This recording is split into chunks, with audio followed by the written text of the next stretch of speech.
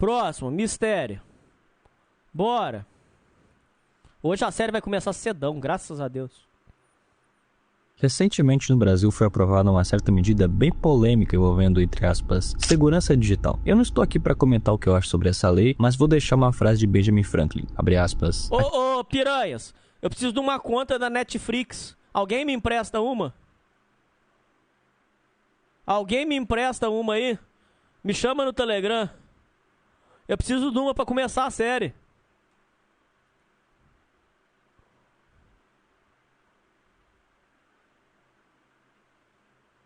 Netflix, não?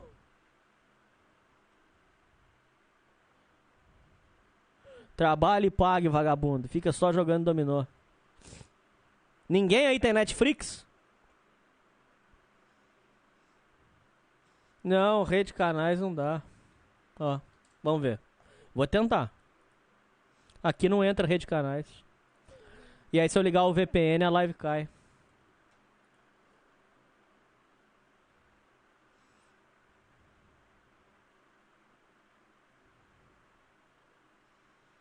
Vê se consegue uma conta da Netflix pra mim. Por favor. Aqueles que abdicam da liberdade essencial para comprar um pouco de segurança temporária não merecem nem liberdade, nem segurança. Fecha aspas. Não preciso nem dizer porque colocar um documento seu e suas informações pessoais na internet é uma coisa extremamente estúpida de fazer e muito perigosa. Na verdade, eu tô aqui para falar de algo que pode acontecer com todos nós no futuro, o fim da nossa liberdade. Já parou pra ver como a cada dia que passa, cada vez mais nós somos vigiados, especialmente na internet? Talvez isso seja parte de um plano maior. Então hoje eu vou tentar explicar ele pra vocês.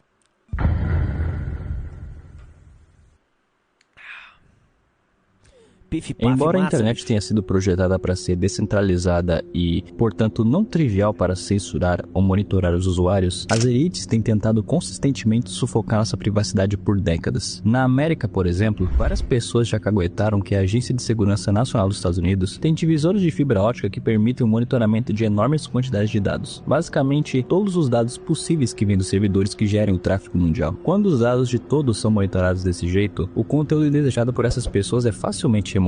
Tal contexto pode levar à disseminação da... Pobre Flix não vai, tá aqui, ó. Te mandei a série, vai no Telegram. Alguém avisa o Mauro pra ele parar aí. Mauro! Não ativa não, Mauro. Liga pro Mauro aí, avisa ele. Senão ele vai gastar. Mauro, não financia criança trans não, Mauro. Ah, merda. Puta merda, já era. Tá bom. A gente assiste pela Netflix. Pronto. Pronto.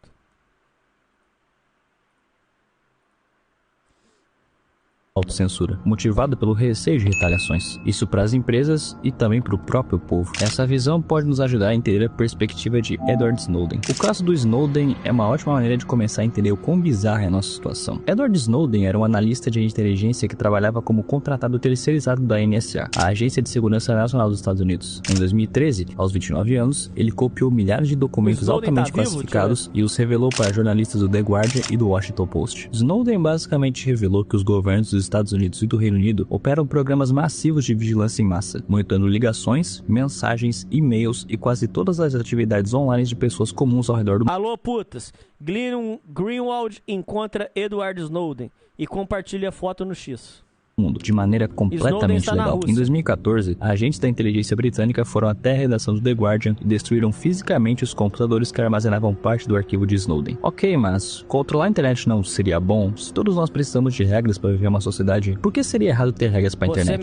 Bom, é porque isso não vai acontecer. A narrativa oficial é que a vigilância em massa é necessária como parte da guerra contra o terror, para evitar a ameaça do cyberterrorismo, sabe-se lá o que isso seja. O diretor da NSA, Keith Alexander, por exemplo, mentiu repetidamente sobre os programas ilegais de vigilância em massa, incluindo a alegação de que a vigilância em massa frustrou 54 eventos terroristas, o que obviamente é mentira e não tem como comprovar. Todos os sites que nós acessamos hoje em dia têm regras. O que vamos receber com essas regulamentações eu gosto de chamar de gadificação, onde as forças maiores usarão a internet para nos transformar em escravos obedientes que não podem discordar deles. E mesmo que isso fosse para seguir a lei, todos nós sabemos que isso não tem nada a ver com ordem. Afinal, as mesmas pessoas que votam para combater criminosos digitalmente cometem outros tipos de crimes. pessoas. E boa sorte para denunciar os crimes delas quando elas tiverem o poder de derrubar todo o conteúdo que quiserem online. E deixa eu te contar, atualmente as grandes empresas e as agências de inteligência americana já têm um perfil seu no banco de dados delas. Deixa eu dar um exemplo do quão ferrado a gente tá. Em 2014, documentos vazados por Edward Snowden revelavam uma prática da NSA que era basicamente interceptar fisicamente equipamentos de redes fabricados nos Estados Unidos antes de chegar no destino final. Depois, eles instalavam backdoors diretamente no hardware e reempacotavam tudo como se... Pera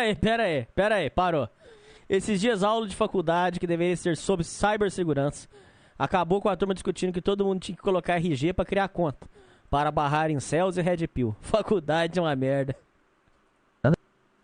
Interceptar fisicamente equipamentos de redes fabricados nos Estados Unidos antes de chegar no destino final. Depois, eles instalavam backdoors diretamente no hardware e reempacotavam tudo como se nada tivesse acontecido. Quando uma agência de inteligência obtém acesso inicial a um sistema, por exemplo, através de uma vulnerabilidade no navegador, ela tem uma escolha. Ela pode gravar os dados de vigilância no disco rígido, onde eventualmente poderiam ser encontrados por um software de segurança, ou podem reescrever o firmware de chips específicos da placa-mãe, operando num nível abaixo do sistema operacional, o que fica invisível para qualquer monitor de segurança. Esse método funciona em todos os componentes USB e provavelmente em muito mais coisas. O que isso significa é que seu sistema operacional pode estar completamente limpo e ainda assim enterrado num chip que tu nunca vai abrir e num firmware que tu nunca vai ler, vai ter algo te espionando. E tem mais programas assim, tipo o PRISM. O PRISM era um programa de coleta de dados operado pela Agência de Segurança Nacional dos Estados Unidos, que entrou em operação em 2007, tendo a Microsoft como primeira empresa participante. Ao longo dos anos seguintes, outras companhias foram incorporadas ao sistema, tipo Yahoo, Google, Facebook, PayPal, YouTube, Skype, AOL e a Apple. Por meio do PRISM, a NSA obtinha acesso direto aos servidores e dados dessas empresas. Os dados coletados incluíam e-mails, conversas em tempo real, fotografias, arquivos armazenados, chamadas de voz, videoconferências e informações de redes sociais das pessoas. O programa foi classificado com nível de sigilo Top Secret, indicando que seu conteúdo não podia ser compartilhado com cidadãos estrangeiros. Mas apesar disso, documentos internos vazados revelaram que aliados dos Estados Unidos também se beneficiaram das informações coletadas, ou seja, seus dados estão indo para outros países, não só os Estados Unidos. O que complementava o PRISM era o Muscular. O Muscular era uma operação conduzida pela NSA e pelo seu equivalente britânico, o GCHQ. O programa foi documentado em materiais classificados obtidos por Edward Snowden e foi revelado ao público pelo Washington Post em outubro de 2013. O objetivo central da operação era interceptar o tráfego de dados que circulava entre os datacenters privados do Google e do Yahoo. Diferentemente do PRISM, que atuava com base em ordens judiciais obtidas sobre a lei, o Muscular operava fora do sistema judiciário americano. A interceptação ocorria em cabos de fibra ótica localizados no território dos Estados Unidos, em pontos onde os dados viajavam sem criptografia. Os documentos internos descreveram a infraestrutura dessas empresas como redes privadas na nuvem e indicavam que o acesso delas representava uma vantagem estratégica em conflitos muito grande. Em um período de 30 dias registrado nos arquivos, a NSA teria coletado mais de 180 milhões de registros por meio dessa operação. Tanto o Google quanto o Yahoo declararam desconhecer o programa e afirmaram não ter concedido acesso voluntário às suas infraestruturas internas. Se tu acha isso um absurdo, é porque tu também não conhece o próximo programa, o XKeyscore. XKeyscore era o principal programa de sistema de busca e análise... Olha aqui. Lê. O próximo programa, o XKeyscore. XKeyscore era o principal... Carro Nissan, 12 mil dólares. Legal.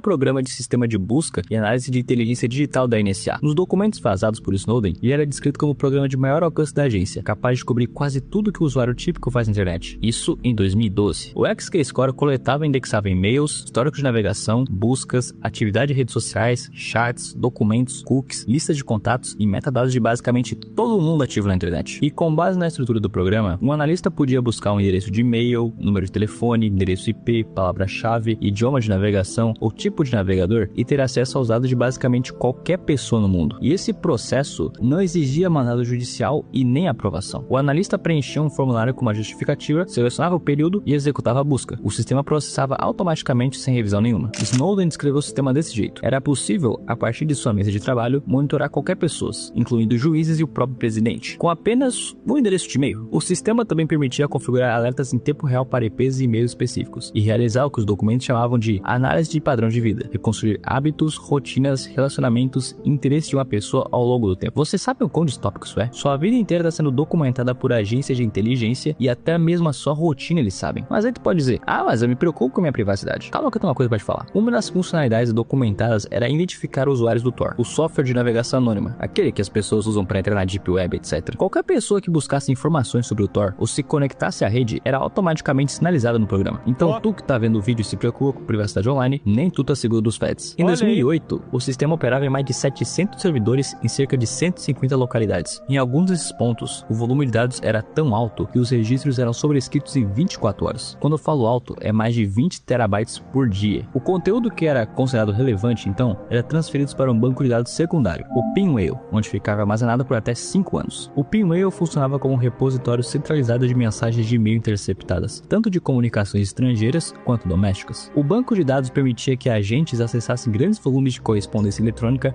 enviada e recebida por cidadãos americanos. Isso sem exigência de um mandado judicial específico para cada busca. Mas havia formalmente uma restrição operacional. E-mails de americanos não podiam representar mais de 30% do total consultado em uma pesquisa individual. Os instrutores também alertavam os analistas contra uso indevido. Um dos casos citados como exemplo de violação foi um de um agente que tinha acessado de forma imprópria a correspondência pessoal do ex-presidente Bill Clinton. 2 funcionários de inteligência e atividade confirmaram a existência do Pinwheel ao jornal The New York Times, embora tenham se recusado a fornecer detalhes adicionais. O programa era mantido em sigilo e não havia reconhecimento público por parte da NSA. O XKeyscore funcionava como ponto de convergência entre vários outros programas além do Pinwheel, como já mencionado o Prism e o Tempora. O Tempora era um programa de interceptação de comunicações operado pelo Quartel-General de Comunicações do governo britânico, o GCHQ. Seu funcionamento baseava-se na instalação de sondas físicas diretamente em cabos de fibra ótica submarinos que cruzavam o território do Reino Unido. Esses cabos transportavam volumes massivos de tráfego de internet e comunicações telefônicas entre a Europa, a América do Norte e outras regiões do mundo. O programa operava em parceria com empresas de telecomunicações privadas, denominadas internet. Parou?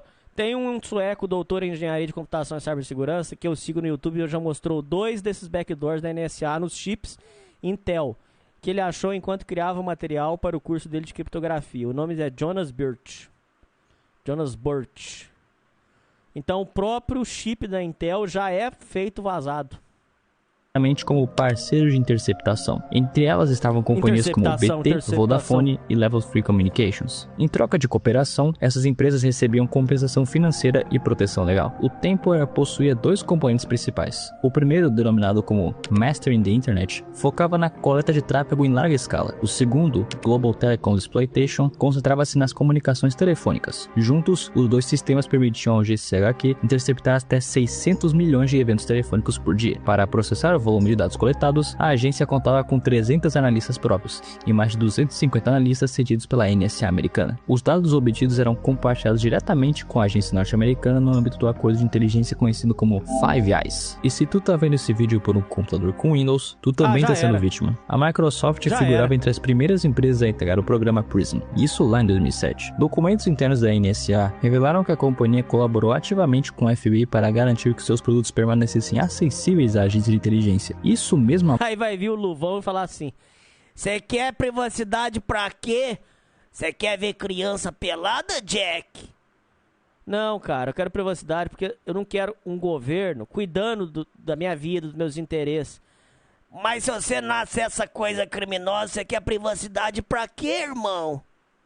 Após atualizações técnicas que poderiam interromper essa capacidade. Em 2012, a Microsoft trabalhou junto com a FBI no desenvolvimento de uma solução de acesso aos serviços de chat e e-mail da plataforma Outlook.com. O trabalho ocorreu em paralelo à promessa pública da empresa de oferecer criptografia por padrão a seus usuários. Os documentos indicam que o objetivo era garantir a continuidade da coleta de dados, independentemente das mudanças da infraestrutura do serviço. O serviço de armazenamento em nuvem SkyDrive, posteriormente nomeado como OneDrive, foi incorporado à coleta padrão do Prism. A inclusão foi registrada em comunicações internas da NSA com a expansão das capacidades do programa. O Skype, adquirido pela Microsoft em 2011, também teve suas comunicações armazenadas integradas ao sistema. As informações coletadas por meio dos serviços da Microsoft não ficavam restritas à NSA. Registros internos indicam que os dados foram compartilhados com a FBI e a CIA em um período de expansão do acesso às integrações do sistema. E até mesmo nós brasileiros estamos sujeitos a ser vítimas de roubo de dados por causa do State Room. State Room é o codinome de um programa secreto de coleta de inteligência de sinais operado pelos países signatários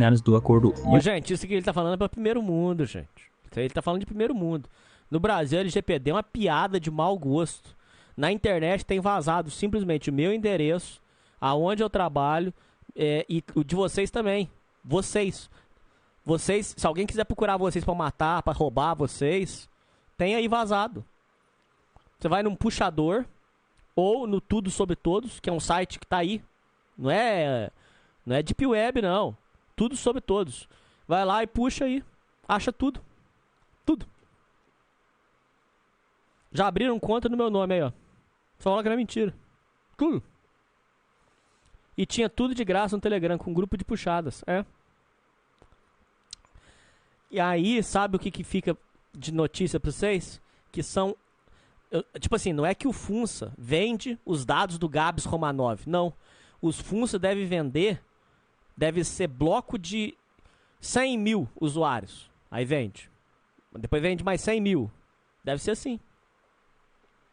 Site de prefeitura com anúncio de cassino, eu vi. Entendeu? Paguei uma vez tudo sobre todos pra descobrir coisas de uma certa mulher. Olha aí. Moleque vende essas informações por R$50. Até Jus Brasil rola. Pois é. Aqui nos Estados Unidos o bagulho é sério. Você recebe e-mail de empresa de segurança falando que dados foram vazados e pessoas serão responsabilizadas. E você será recompensado pela empresa de segurança virtual responsável. Pois é. Aqui, gente... Aqui é uma piada de mau gosto. Aqui é dose de leão. PCC tem acesso a câmeras da PF e da Polícia Civil das cidades e rodovias. Aí, ó. Você vê. KUSA, os 5 membros do Five Eyes. O seu objetivo é interceptar comunicações internacionais via rádio, celular e tráfego de internet. A operação funciona... Gente, se um dia eu achasse que...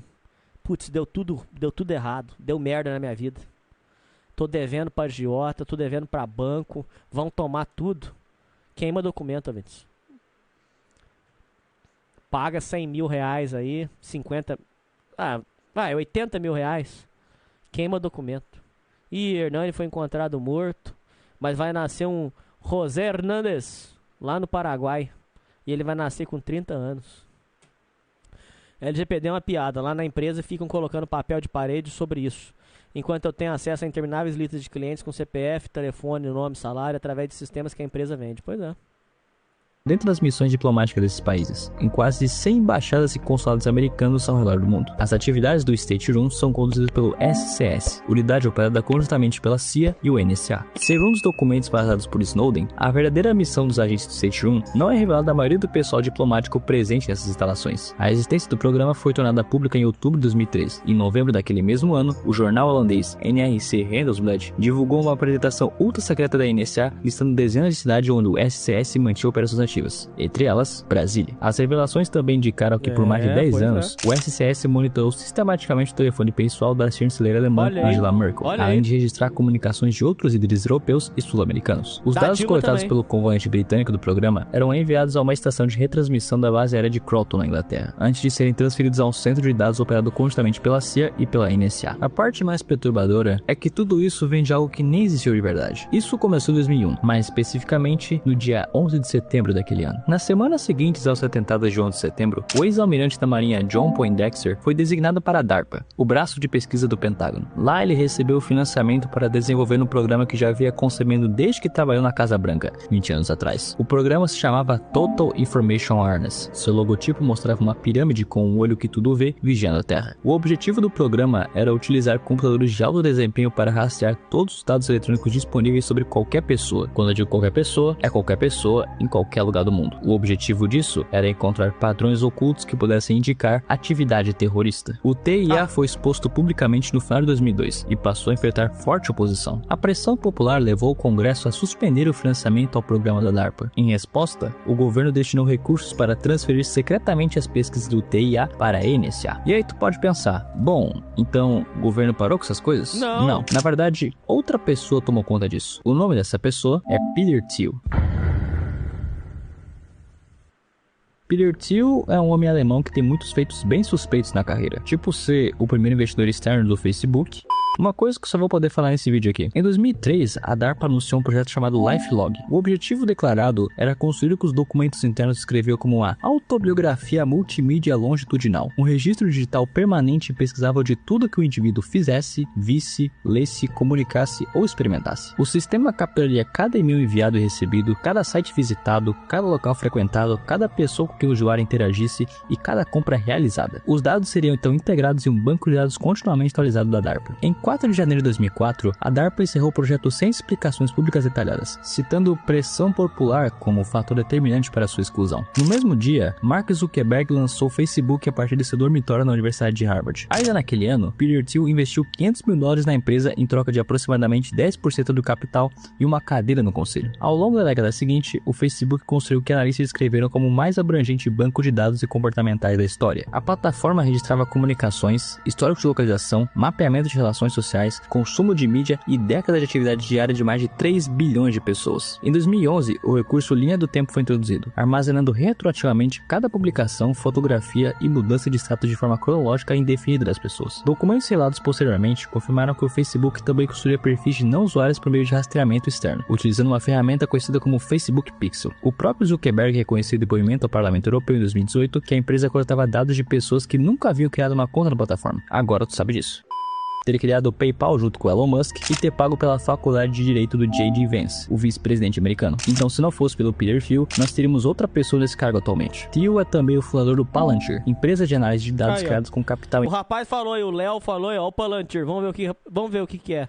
Inicial da CIA por meio do fundo de investimentos Inketel. O Palantir também ajudou a criar o visual do XKeyscore. A empresa dele não desenvolve hardware nem coleta dados diretamente. Seu modelo de negócio consiste em integrar conjuntos de dados volumosos e fragmentados provenientes de múltiplas fontes, aplicar análise sobre esse material e entregar painéis em tempos reais para seus clientes. Seus principais produtos são o Gotham, voltado para a inteligência governamental, o Foundry para gerenciamento de dados empresariais e o AIP, uma plataforma de inteligência artificial que permite às agências implementar agentes autônomos sobre suas próprias infraestruturas de dados. O Gotham foi originalmente desenvolvido para fins de contra-terrorismo, com o objetivo de identificar padrões e conexões entre indivíduos e organizações. Com o tempo, ele passou a ser adotado por forças policiais locais. O Departamento de Polícia de Los Angeles utiliza a plataforma para cruzar aproximadamente 160 conjuntos de dados distintos, incluindo registros de identificação, conexões sociais e histórico de emprego da pessoa. A empresa também esteve associada a programas de policiamento preditivo em cidades como Nova Orleans. No âmbito federal norte-americano, as plataformas Falcon e ICM do Palantir são utilizados para a divisão de investigações do Departamento de Segurança Interna dos Estados Unidos. Em 2025, o exército americano assinou um contrato de 10 anos no valor aproximado de... Como parte do processo de transformação digital, o Globo estende parceria com o Palantir.